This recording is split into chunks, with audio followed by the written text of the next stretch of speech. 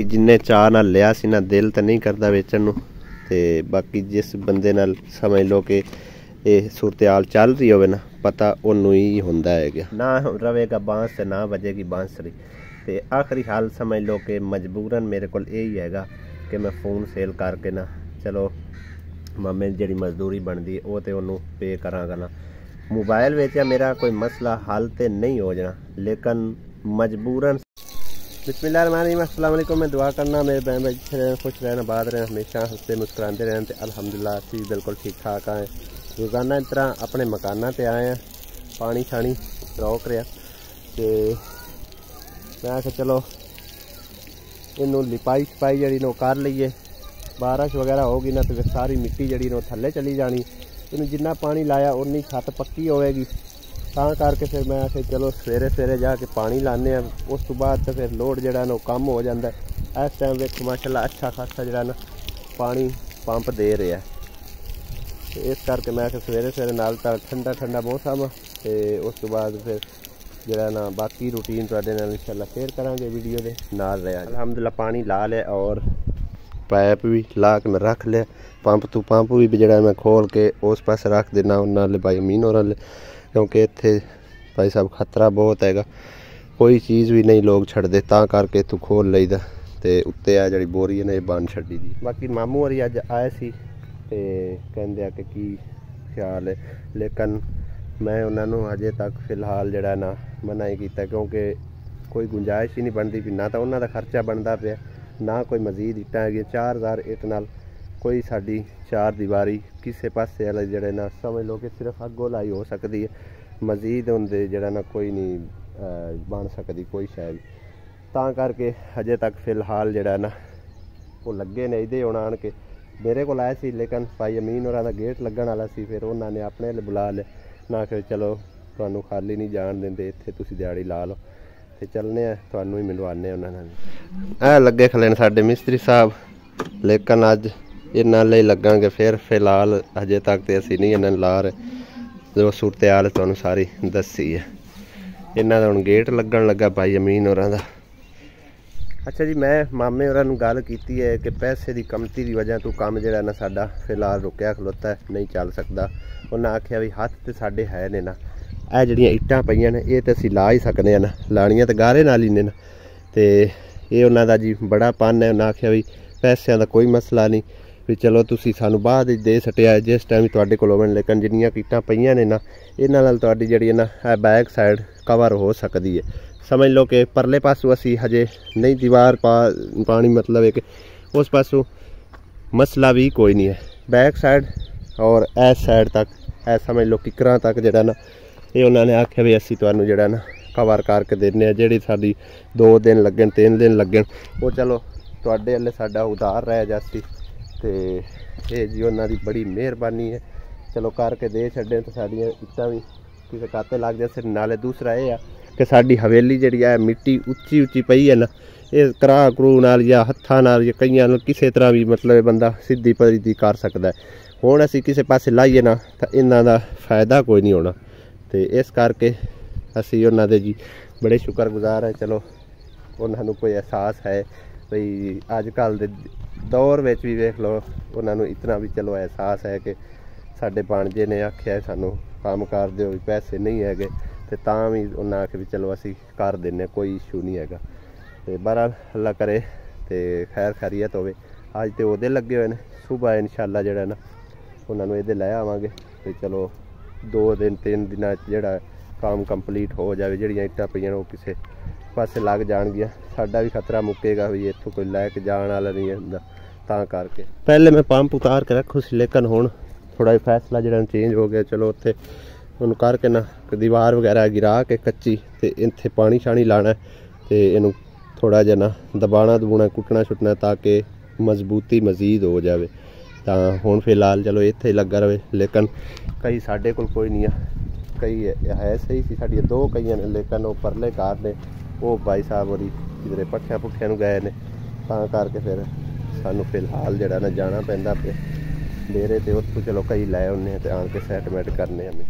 अल्हम्दुलिल्लाह असां नींह जड़ी है ना है पिछली बैक साइड वाली बना ली है। हुण विच छड़ दिता पानी पानी तो बाद जड़ा ना चंगी तरह पानी पी जाएगी, क्योंकि नीचे वेखो काफ़ी ज़्यादा जड़ी ना गहराई है।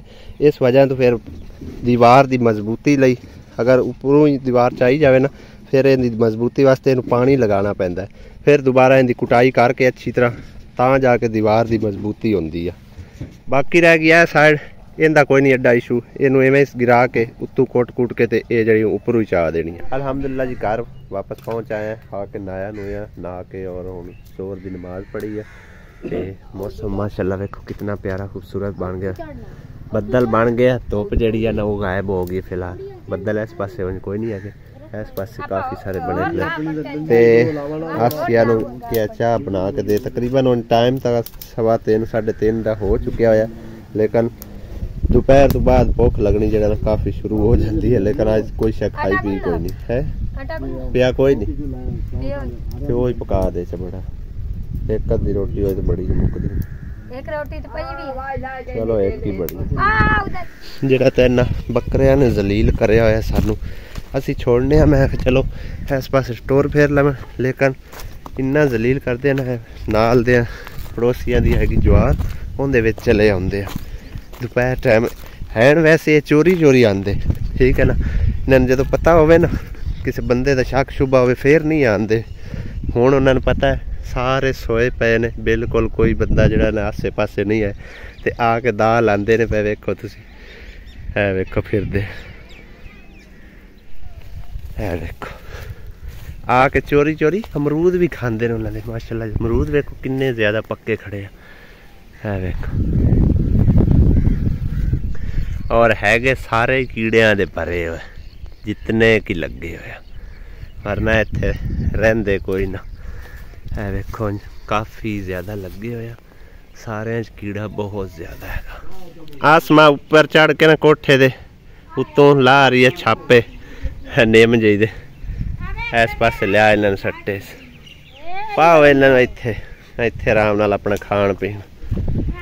और मामे ने तो मतलब आख्या ना कि चलो असी लगा देने तुहानूं इट्टां ते मजदूरी तुहाडे लई समझो कि साडी जड़ी नूं उतार रहेगी, लेकिन मैं इस हक विच नहीं हाँ बिल्कुल, क्योंकि मामे दे समझो कि कारोबार जिहड़ा ना समझ लो कि रोजी रोटी यही हैगी, बस दिहाड़ी लानी आ ते फिर शाम नूं उन्हां दा चुल्हा जलदा है ते उनदा तो चलो बड़ापन है ही सही, लेकिन मैं इस हक च नहीं हाँ कि किसी की मजदूरी रखा, क्योंकि सारा कुछ सारा सर्कल घर दा मामा ही चला रहा, तां करके मैनू भी सोचना चाहिए, इस गल का एहसास करना चाहिए।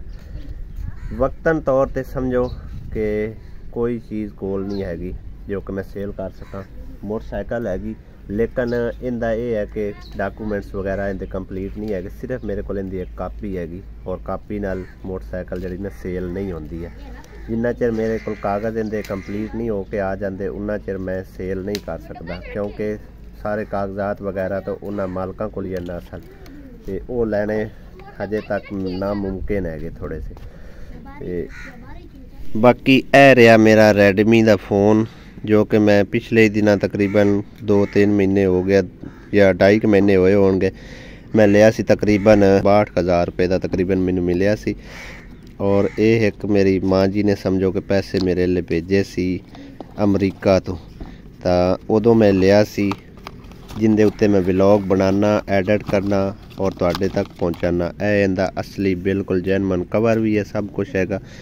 मेरा दिल है ये फ़ोन जड़ा ना चलो सेल कर देने, लेकिन फिर व्लॉग जड़े ना वो समझ लो कि कोई नहीं पहुँचने ना बनने ने ना, क्योंकि ना रहेगा बांस से ना बजेगी बांसुरी। तो आखिरी हाल समझ लो कि मजबूरन मेरे को यही हैगा कि मैं फ़ोन सेल करके ना चलो मामे जी मजदूरी बनती वो तो उन्होंने पे करांगा ना।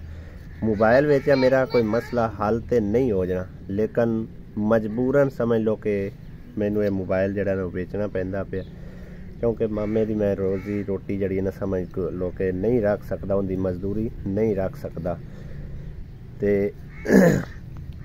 ये हालत समझ लो कि वही बंदा समझ सकता है कि जो एक मजदूर बंदा हो। खुद मैं मजदूर हाँ, जो मैं मजदूरी करना और शाम नूं मतलब है कि मैं घर पैसे लियाने होंदे तो घर का सर्कल चलता सी ना, तो इस करके मैनू इस चीज़ का एहसास है कि ਮੇਰੇ ਤੇ ਕੀ ਬੀਤਦੀ ਆਈ ਉਦੋਂ ਅਗਰ ਨਹੀਂ ਸੀ ਪੈਸੇ ਮਿਲਦੇ ਮਜ਼ਦੂਰੀ ਦੇ।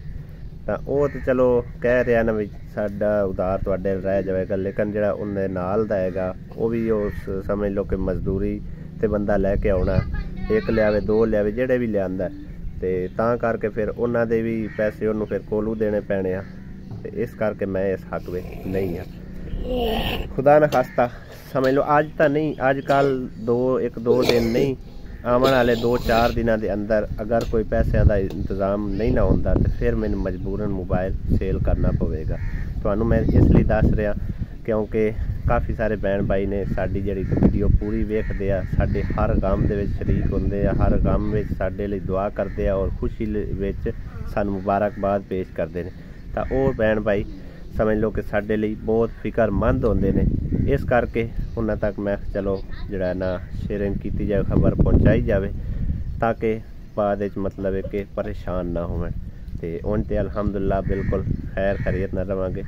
ਤੇ ਬਾਕੀ ਵਲੌਗ ਹੋ ਸਕਦਾ ਹੈ ਕਿ ਸ਼ਾਇਦ ਨਾ ਬਣਾ ਪਾਈਏ ਕਿਉਂਕਿ ਮੋਬਾਈਲ ਨਹੀਂ ਹੋਣਾ ਤਾਂ ਫਿਰ ਵਲੌਗ ਨਹੀਂ ਬਣਨੇ।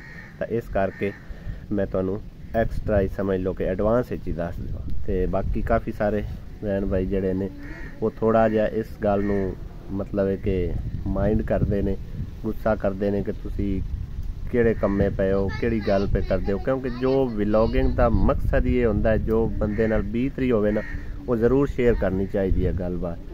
ਤੇ ਇਹ ਸਮਝ ਲਓ ਕਿ ਹਜੇ ਤੱਕ ਜਿਹੜਾ ਨਾ 4 ਦੀਵਾਰੀ ਵਾਸਤੇ ਸਮਝ ਲਓ ਕਿ 16 ਤੋਂ 17,000 ਇੱਟ ਦੀ ਜ਼ਰੂਰਤ ਹੈ, ਜਿੰਦੇ ਵਿੱਚ ਤਕਰੀਬਨ 4,000 ਤੇ 500-600 ਇੱਟ ਆਈ ਪਈ ਆ।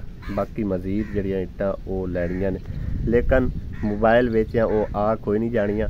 ਸਿਰਫ ਇਸ ਕਰਕੇ ਮੋਬਾਈਲ ਮੈਨੂੰ ਮਜਬੂਰਨ ਵੇਚਣਾ ਪੈਂਦਾ ਪਿਆ। ਹੁਣ ਮੈਨੂੰ ਘਾਟੇ ਨਾਲ ਹੀ ਸਮਝੋ ਕਿ ਵੇਚਣਾ ਪੈਣਾ, ਤਕਰੀਬਨ 15-16,000 ਜਾਂ 20,000 ਦਾ ਵੀ ਘਾਟਾ ਚੱਲਣਾ ਪੈ ਸਕਦਾ। ਤੇ ਉਹ ਚਲੋ ਮਾਮੇ ਦੀ ਮਜ਼ਦੂਰੀ ਜਿਹੜੀ ਹੈ ਨਾ ਉਹ ਤੇ ਪੂਰੀ ਹੋ ਜਾਵੇਗੀ ਨਾ, ਇਸ ਕਰਕੇ ਫਿਰ ਜਿਹੜਾ ਨਾ ਮਜਬੂਰਨ ਮੈਨੂੰ ਮੋਬਾਈਲ ਵੇਚਣਾ ਪਵੇ, ਸੇਲ ਕਰਨਾ ਪਵੇ। ਜਿੰਨੇ ਚਾਅ ਨਾਲ ਲਿਆ ਸੀ ਨਾ ਦਿਲ ਤਾਂ ਨਹੀਂ ਕਰਦਾ ਵੇਚਣ ਨੂੰ। ਤੇ ਬਾਕੀ ਜਿਸ ਬੰਦੇ ਨਾਲ ਸਮਝ ਲਓ ਕਿ ਇਹ ਸੂਰਤ ਹਾਲ ਚੱਲ ਰਹੀ ਹੋਵੇ ਨਾ ਪਤਾ ਉਹਨੂੰ ਹੀ ਹੁੰਦਾ ਹੈਗਾ।